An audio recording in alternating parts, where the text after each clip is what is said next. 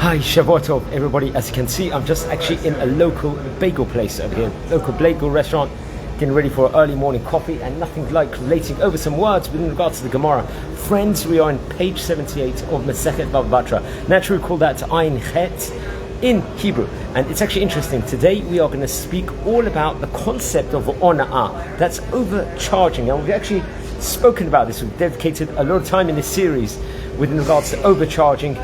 I think only a few months ago we were speaking a lot about it. We dedicated about 4 or 5 videos about it. So now it's good to have some chazara, some repetition, to make sure we remembered what we learned a few months ago. So what is ona'ah, first of all, because it's key for today's page.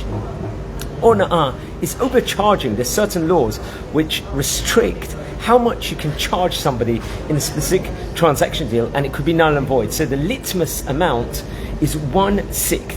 Naturally, that's 16.66% over here. So let's say, for example, there's 3 case scenarios over here. There could be total overcharging over here, ona'ah as they call, a total one where it's above this 1/6 amount. You could have charged him 30% more than the market price. Then, in a case like that, it will be null and void the transaction. What if it's a minimal amount over here? You overcharge him 5% or 10%, way under the 1/6. It stands. This deal, you can't go back on it.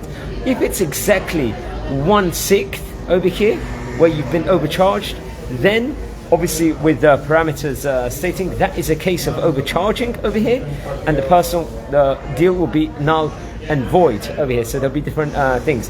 But over here, now let's say it's a scenario where this transaction has taken place, where the ona'ah has taken place, and the guy, at what stage is it too late for him to get his money back over here?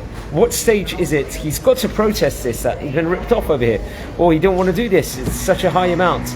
At what threshold of time is he able to do it? That's what the Mishnah is going to talk about in today's stuff in 78 over here.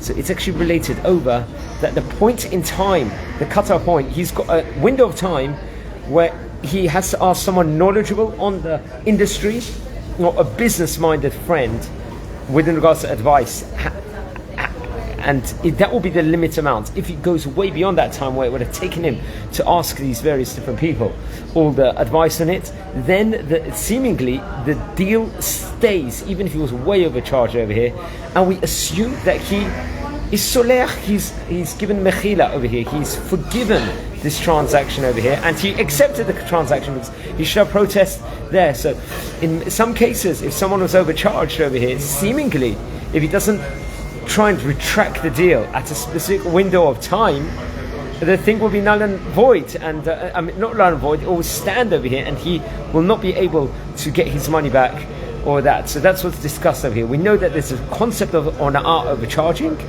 but at what stage in time can he protest this and get his money back, and what is a certain amount of money that he's been overcharged for? If it's a minimal amount, deal stands over here. If it's an exorbitant amount, it doesn't stand. If it's within the 1/6 amount, now it depends. What is the exact amount he was overcharged over here? And that could be critical over here. So it's always good to do chazara. I'm ready for my coffee in the morning. You know what? I get a bit of sugar in for the morning over here. It costs 13 shekels, so it's quite a bit of money for a coffee, but it is worth it, because it's going to keep me going for the day. It's a brown sugar, it's definitely healthier. We'll say a bracha together. I'm about to do a health share at the moment on my other channel, so this is not a Facebook one it's going to be on, it's going to be elsewhere, but I'm just getting ready. Baruch atah Adonai Eloheinu melech haolam shehakol niyeh b'dvaro. Wishing you all a Shavuot Tov. Take care, friends. I'd like to dedicate this Lilu Nishmat to Yudit Sarah Bat Esther over here, and blessings from Israel. Sorry, Yudit Bat Esther.